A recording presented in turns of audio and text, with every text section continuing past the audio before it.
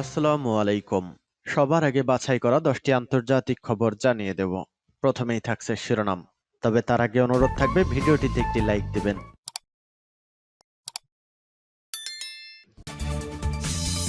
দখলদার ইসরায়েলি বাহিনী এবং ফিলিস্তিন পুরোদমে যুদ্ধ চলছে।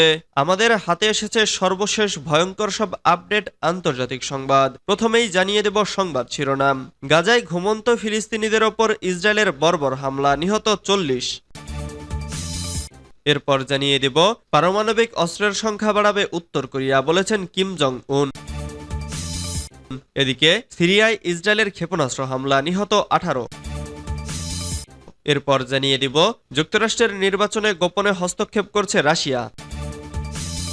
আরও জানিয়ে দিব জাতিসংঘের প্রতিবেদন, বিশ্বের ক্ষুধার্ত মানুষের 80%ই গাজার বাসিন্দা। সর্বশেষ জানিয়ে দিব ইমরান খানের মুক্তি না হলে রক্তাক্ত বিপ্লবের হুমকি পিটিআইয়ের। এতক্ষণ শুনছিলেন সংবাদ শিরোনাম, এবারে বিস্তারিত। তবে অনুরোধ থাকবে ভিডিওটিতে একটি লাইক করবেন এবং কমেন্ট করে জানিয়ে দিবেন কোন জেলা থেকে আপনি আমাদের এই ভিডিওটি দেখছেন। গাজায় ঘুমন্ত ফিলিস্তিনিদের ওপর ইসরায়েলের বর্বর হামলা, নিহত 40। ফিলিস্তিনের গাজা উপত্যকার বাস্তুচ্যুতদের তাঁবুতে ফের হামলা চালিয়েছে দখলদার ইসরায়েল। এতে অন্তত 40 জন নিহত ও 60 জন আহত হয়েছেন। সংবাদ মাধ্যম আল জাজিরা জানিয়েছে মঙ্গলবার 10 সেপ্টেম্বর ভোরের আগে খান ইউনিসের আল মাওয়াশি এলাকায় নিরাপত্তা এলাকা বলে ঘোষিত অন্তত 20টি তাঁবুতে হামলা চালিয়েছে ইসরায়েলি বাহিনী। এ সময় বাস্তুচ্যুতরা তাঁবুতে ঘুমাচ্ছিলেন। গাজার সিভিল ডিফেন্স জানিয়েছে ইসরায়েলি সেনাবাহিনী খান ইউনিস এবং নিকটবর্তী রাফায় স্থল আক্রমণের সময় উপকূলীয় এই অঞ্চলটিকে নিরাপদ অঞ্চল হিসেবে ঘোষণা করেছিল। এরপর থেকে আল মাওয়াশির এই তাঁবু ক্যাম্পে অনেক ফিলিস্তিনি আশ্রয় নিয়েছে। এদিকে আবাসস্থলে সংকটের পাশাপাশি গাজা উপত্যকায় বাড়ছে খাদ্য সংকট। এতে মানবিক বিপর্যয়ের মুখে গাজার প্রায় 22 লাখ বাসিন্দা। ইসরায়েলি বাহিনীর 11 মাসের বেশি সময় ধরে চালানো তাণ্ডবে ধূলিসাৎ হয়ে গেছে সব স্থাপনা।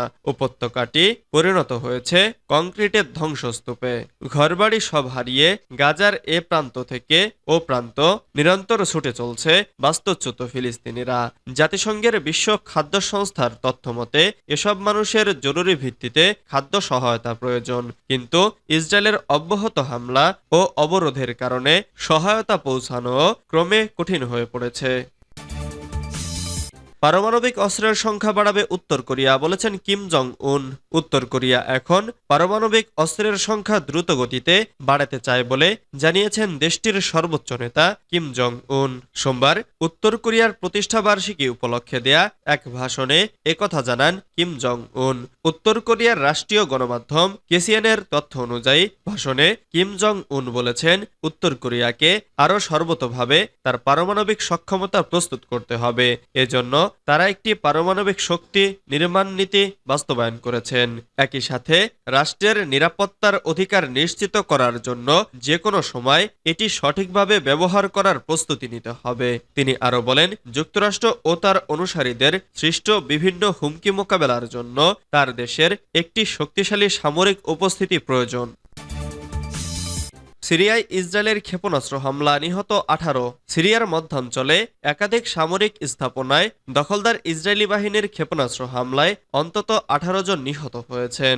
আহত হয়েছেন আরও 37 জন। রোববার রাতে দেশটির হামা প্রদেশের মাসিয়াব শহরের আশেপাশে এসব হামলা চালানো হয় বলে রাষ্ট্রায়ত্ত বার্তা সংস্থা সানা জানিয়েছে। অপরদিকে যুক্তরাজ্য ভিত্তিক পর্যবেক্ষক সংস্থা Syrian observatory for human rights জানিয়েছে রোববারের হামলায় নিহত মানুষের সংখ্যা 26। হামলার লক্ষ্যবস্তু ছিল 5টি। এর মধ্যে একটি বৈজ্ঞানিক গবেষণা কেন্দ্র ছিল, সেটি রাসায়নিক অস্ত্র উৎপাদনের সঙ্গে যুক্ত বলে অভিযোগ রয়েছে। এসওএইচআর আরও জানিয়েছে নিহত 25 জনের মধ্যে 5 জন বেসামরিক ব্যক্তি, 4 জন সিরিয়ার সরকারি বাহিনীর সদস্য এবং 13 জন ইরানপন্থী গোষ্ঠীর সদস্য রয়েছেন। অপর 3টি লাশ শনাক্ত করা যায়নি।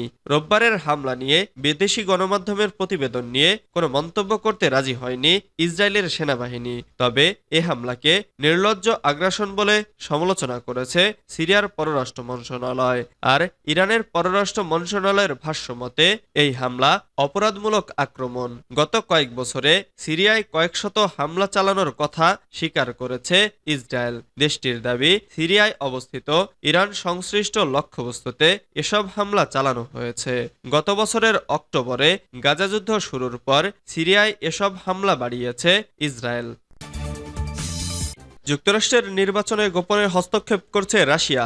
আগামী নভেম্বরে যুক্তরাষ্ট্রের প্রেসিডেন্ট নির্বাচন হবে, আর এ নিয়ে মাঠে নেমেছে দুই প্রতিদ্বন্দ্বী, ডেমোক্র্যাট নেত্রী কমলা হ্যারিস ও রিপাবলিকান নেতা সাবেক প্রেসিডেন্ট ডোনাল্ড ট্রাম্প। এর মধ্যেই গুঞ্জন উঠেছে মার্কিন প্রেসিডেন্ট নির্বাচনে গোপনে হস্তক্ষেপ করার চেষ্টা করছে রাশিয়া।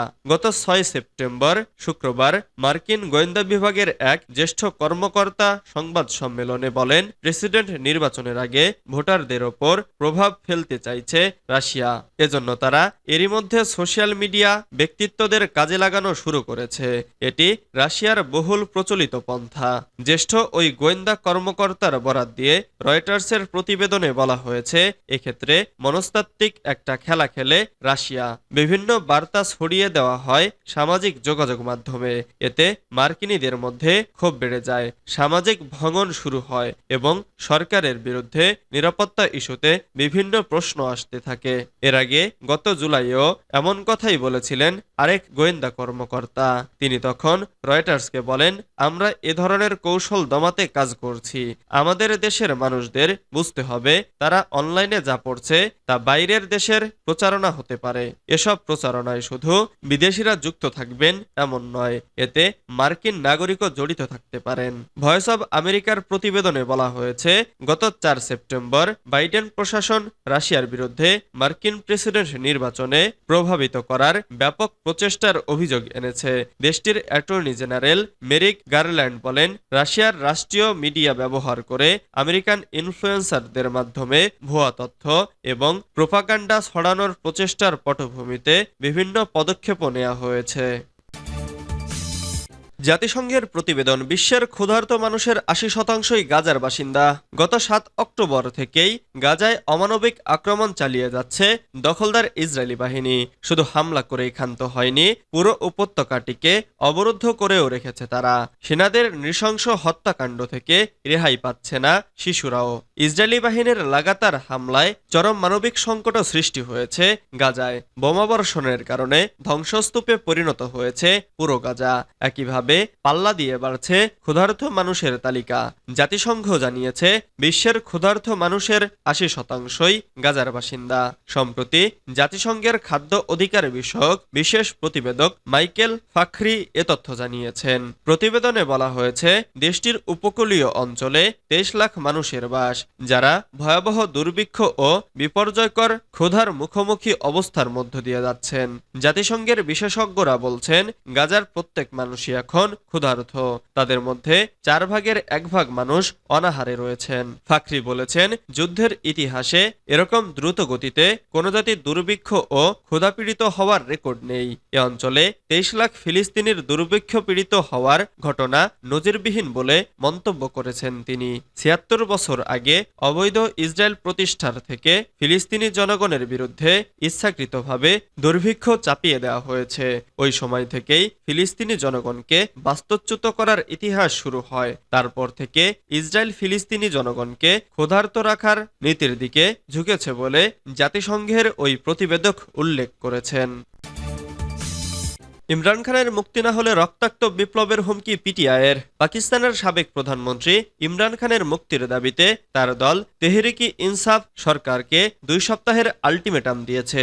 সোমবার পাকিস্তানের শীর্ষ সংবাদ মাধ্যম ডন জানায়, পিটিআই এই সময়সীমার মধ্যে ইমরান খানের মুক্তি চায়, অন্যথায় বড় ধরনের আন্দোলনের ঘোষণা দিয়েছে দলটি। এর আগে ইসলামাবাদের শহরতলি সাংজানিতে অনুষ্ঠিত এক জনসভায় পিটিআইয়ের নেতারা এই দাবি তুলে ধরেন। তারা স্পষ্ট জানিয়ে দেন, ইমরান খানের সামরিক আদালতে বিচার কোনোভাবেই মেনে নেওয়া হবে না। দলটির নেতা এবং খাইবার পাখতুনখোয়া প্রদেশের মুখ্যমন্ত্রী আলী আমিন গান্দাপুর হুঁশিয়ারি উচ্চারণ করে বলেন, 2 সপ্তাহের মধ্যে ইমরান খানকে মুক্তি না দেওয়া হলে আমরা তাকে মুক্ত করতে নিজেরাই এগিয়ে যাব। গান্দাপুর আরো বলেন, যদি ইমরান খানকে মুক্তি না দেওয়া হয় তবে পিটিআইয়ের মৌখিক সংগ্রাম আরেকটি রক্তাক্ত বিপ্লবে পরিণত হবে। তিনি জানান, ইমরান খানের আইনজীবীরা ইতিমধ্যে অনেক মামলায় খানের পক্ষে রায় পেয়েছেন এবং এখন তাকে দ্রুত মুক্তি দেওয়া উচিত, অন্যথায় পিটিআই কারাগারে গিয়ে ইমরানকে মুক্ত করার উদ্যোগ নেবে। ইমরানের মুক্তি ঠেকানোর জন্য সামরিক বাহিনীকেও সতর্ক করেন গান্দাপুর। তিনি বলেন, সেনাবাহিনীও ইমরান খানের মুক্তি ঠেকাতে পারবে না। তিনি দাবি করেন, ইমরান খানের বিরুদ্ধে ষড়যন্ত্র চলছে এবং পরবর্তী জনসভায় 9 মের ঘটনাগুলো নিয়ে আরও বিশদ তথ্য প্রকাশ করা হবে।